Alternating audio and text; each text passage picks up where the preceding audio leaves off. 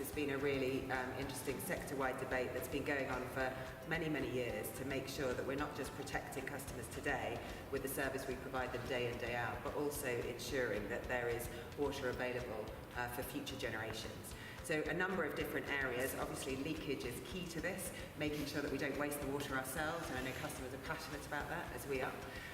Secondly, looking at encouraging customers to think differently about the way they use water.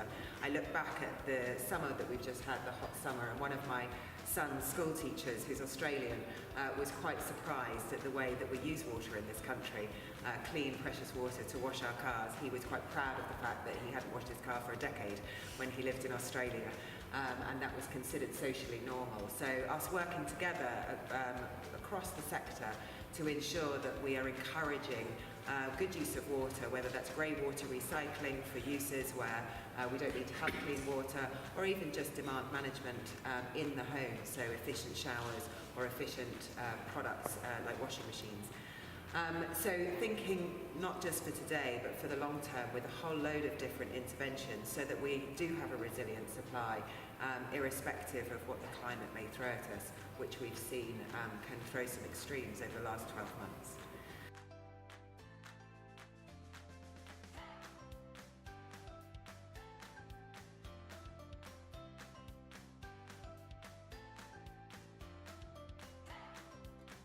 We do need to work very closely. I think there have been a number of people who've talked about catchment management and thinking about the water system as a whole.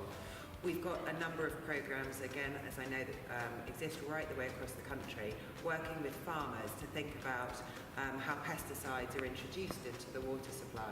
So we've got a scheme called Farm to Tap.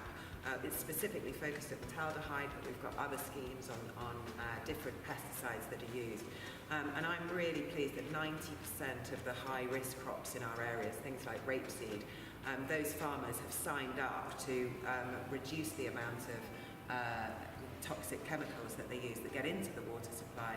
That obviously makes it easier to treat and reduces those going back into the system.